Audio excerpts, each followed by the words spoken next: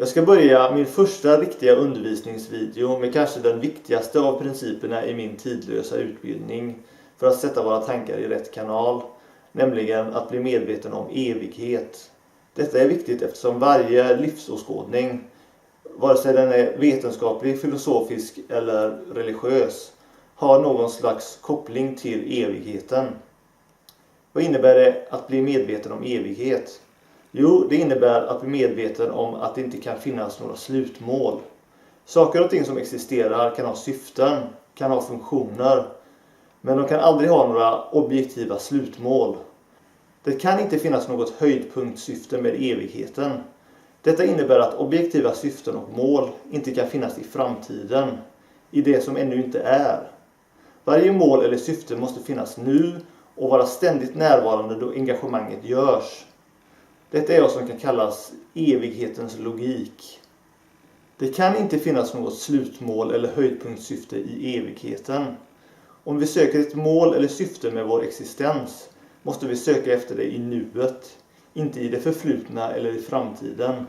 Universum och existens är antingen för evigt eller kommer nå ett slut och försvinna. Om allting når ett slut finns ingen mening annat än nuet. Om allting är evigt kan det inte finnas något höjdpunktsyfte eller mål med evigheten. Detta gäller oavsett om vi pratar om universum som helhet eller människans liv och existens. I vilket fall som helst så blir tiden irrelevant och det enda av substans blir flödet i vår ständiga upplevelse.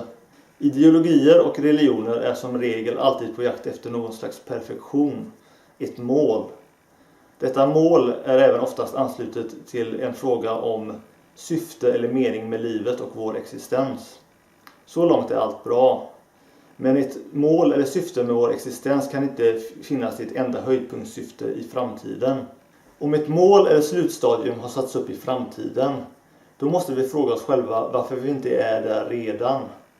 Varför är det så att det överhuvudtaget finns varelser som inte är i ett perfekt skick om målet är perfektion? Om allt är en förberedelse eller träning, varför måste då detta något göras för att förbättra det perfekta tillståndet? Och om ett bättre tillstånd skulle uppnås, vad skulle försäkra att detta tillstånd förblir om det inte kunnat försäkra det tidigare eller alltid? Varje mentalitet som tror på ett mål i framtiden lider av evighetsblindhet och är fast i tidens illusion. Det är inte det att ett mål eller syfte med livet är irrelevant, men att söka efter det i framtiden, i något som inte är just nu, är att söka efter något som inte är permanent. Det är per definition inte evigt. Ett mål eller syfte med all existens kan existera. Men om ett sådant mål eller syfte existerar måste det vara tidlöst och permanent. Det måste vara just nu och aldrig upphöra. En person kan prata om evigheten hur mycket de vill. Men om de inte begriper att det inte kan finnas något höjdpunktsyfte med evigheten, då är de fortfarande evighetsblinda och kan inte se den. Man kan säga att människor har bara en av tre olika världsuppfattningar. Den vetenskapliga eller den religiösa. Och den religiösa kan delas upp i två olika allmänna världsuppfattningar. Men det som alla de här tre världsåskådningarna har gemensamt är att vårt universum är temporärt. Och att det finns en evighet utanför vårt temporära universum. I vetenskapen så är den omliggande evigheten ett slags multiuniversum. I den äldsta religiösa världsbilden så är idén att det här universumet är temporärt, men evigheten bortom det här universumet är så att säga en återupprepning av det här universumet som ett slags kretslopp. Och en senare variant av evigheten finns i de abrahamiska religionerna. Och eftersom de är så att säga senare än de äldsta religionerna kan man säga att det är en lite nyare sätt att se på universum och vår existens. Och det är att evigheten bortom vår existens är före vår värld bara så att säga en gud som var så att säga evig. Och efter vårt universum så existerar en himmel eller ett helvete. Två så att säga domäner som kommer så att säga existera permanent. Och den underligaste av dessa tre världsåskådningar är utan tvekan den sista jag nämnde, den judeokristna och islamska och så vidare. Eftersom det inte finns någon logik att så att säga en gud som är permanent och evig helt plötsligt får för sig att skapa en värld. Vilket innebär att han måste ha så att säga ändrat så att säga sin existens. Från början så var han nöjd att existera själv. Sedan så ändrade han sig och av en eller annan anledning beslutade att skapa så att säga vår temporära värld. Detta gör att så att säga den här eviga guden inte kan vara så att säga permanent. För att om han ändrade sig, då kan han ändra sig igen. Så det är en väldigt ologisk världsuppfattning. Och utifrån de parametrar som jag etablerar i min tidlösa utbildning så måste vi komma fram till en av två orsaker till att den här världsåskådningen är så ologisk som den är.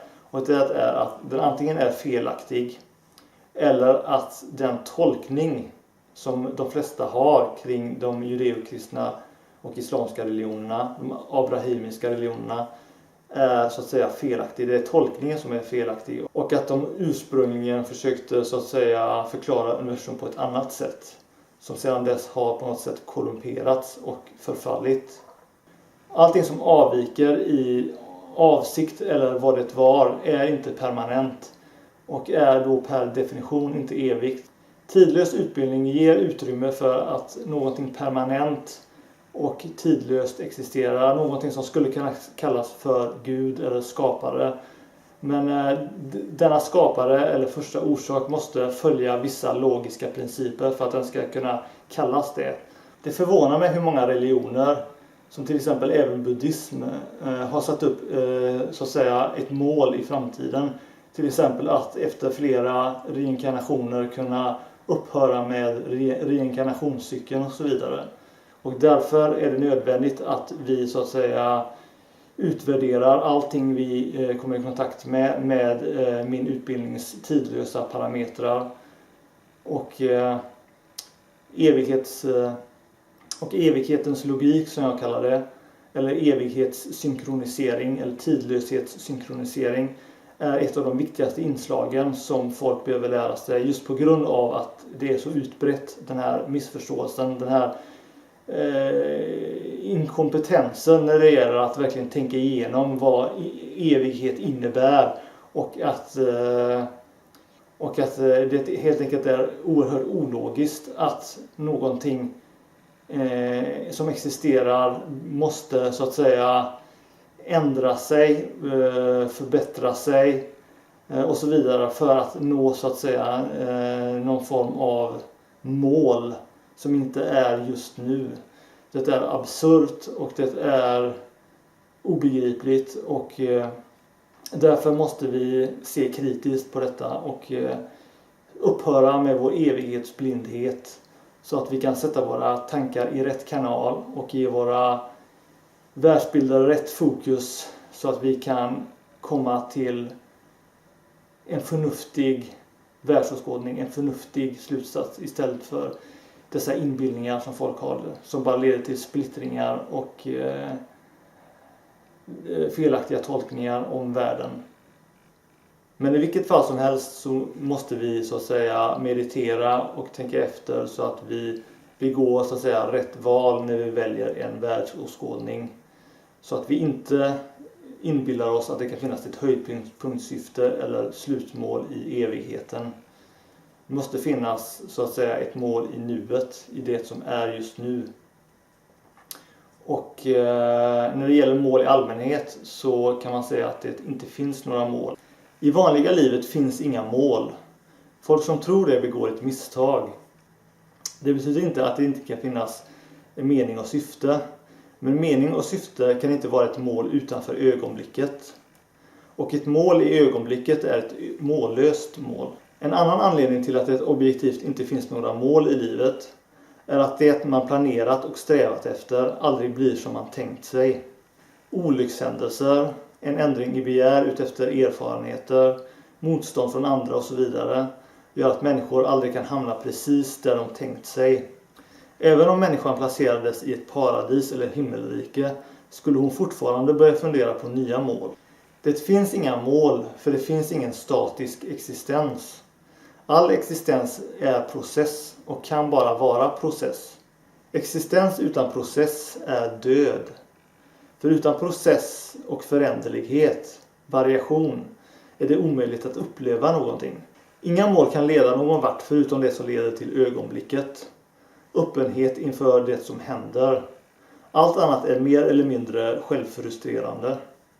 De som har satt upp ett tydligt mål och vet precis vart de är på väg har bara 2 tvångstankar. Var de började och var de vill komma. Allt däremellan ses som ett hinder som behöver övervinnas så snabbt och effektivt som möjligt. Men hela livets äventyr, allt som man kan upptäcka och lära sig, finns precis däremellan som de flesta förkastar som ett elände. Att bygga drömmar är att bygga begär, vilket förhindrar närvaro och uppskattning som bara kan ske i nuet. Evighet bör inte illustreras i form av en linje som fortsätter rakt ut i all evighet. Evighet bör illustreras genom en cirkel utan början eller slut. Allting som existerar kretsar i omloppsbana kring något. Elektronerna kretsar kring atomkärnan, atomerna kretsar kring molekyler och så vidare. Planeterna kretsar kring solar. Och dessa omloppsbanor är så att säga en miniatyrbild av evigheten. Det är en bild av evigheten på en mindre skala. Därför är det bäst att porträttera evigheten som en cirkel och börja associera evigheten med en cirkel för att ställa era tankar och sätt att se på världen i rätt kanal så att ni inte blir inbillade och ser evigheten som en temporär linje. För en linje som sträcker sig i all evighet ger en felaktig bild av hur universum fungerar och vad evighetens natur är och så vidare.